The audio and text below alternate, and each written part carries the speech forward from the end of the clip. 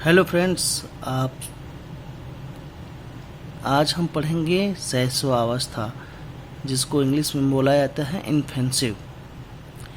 शिशु का शारीरिक विकास। व्यक्ति एक मनोशारीरिक प्राणी है। जन्म के साथ यह शरीर व मानसिक दोनों रूप से अविकसित होता है। सर सेन के अनुसार नवजात शिशु को शरीर तब तक वृद्धि तथा विकास करता है जब तक वयस्क नहीं होता है। शैशवावस्था में विकास के 2 चरण होते हैं।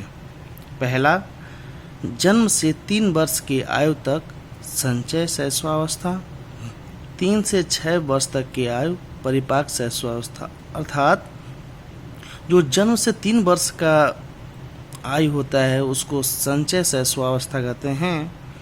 जो 3 वर्ष से 6 वर्ष की आयु होती है उसको परिपाक शैशवावस्था कहते हैं। अगर पूछ देता है एग्जाम में संचय शैशवावस्था किसे कहा जाता है, अगर ऑप्शन में रहता है जन्म से 3 वर्ष, तो हमारा ऑप्शन सही होगा। इसमें यह होता है प्रथम 3 वर्षों में शारीरिक विकास तीव्र गति से होता है। लड़कों की जो मांसपेशियां होती हैं लड़कों की तुलना में पहले विकसित हो जाती हैं। शैशवावस्था में आकार। जन्म के समय शिशु की लंबाई लगभग 20 इंच होती है। लड़कियां लड़कों की अपेक्षा आधी इंच छोटी होती हैं। प्रथम वर्ष में शिशु की लंबाई 19 से 22 इंच तथा दूसरे वर्ष में 31 या 33 इंच और 6 वर्ष में 40 या 44 इंच की हो जाती हैं। शैशवावस्था में जो शिशु का भार होता है, नवजात शिशु का भार 6 पाउंड होता है, 5 से 6 पाउंड में होता है। 6 माह में नवजात शिशु का कुल वजन 2 गुना और 1 वर्ष में 3 गुना हो जाता है।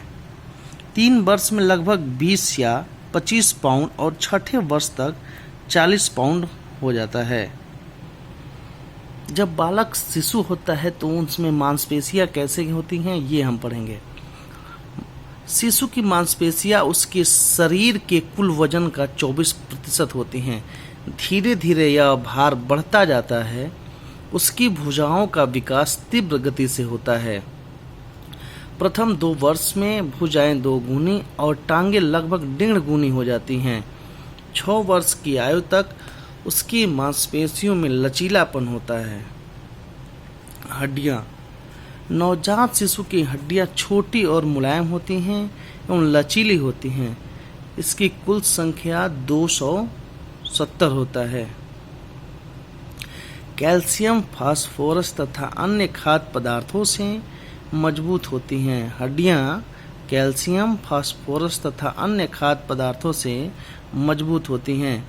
इन्हें अस्थिकरण प्रक्रिया कहते हैं। लड़कियों की अस्थिकरण लड़कों की अपेक्षा शीघ्र होता है।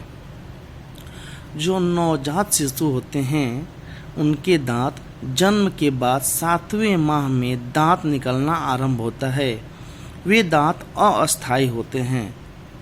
1 वर्ष की उम्र तक इनकी संख्या 8 हो जाती है। लगभग 12 वर्ष की उम्र तक सभी दांत निकल जाते हैं। 4 वर्ष की आयु तक सभी दूध के दांत निकल जाते हैं। 5 वर्ष की आयु में अस्थायी दांत निकलते हैं। अर्थात जो 5 वर्ष के बाद दांत निकलते हैं वे टूटते हैं तो उनके निकलने की संभावना बहुत कम होती है।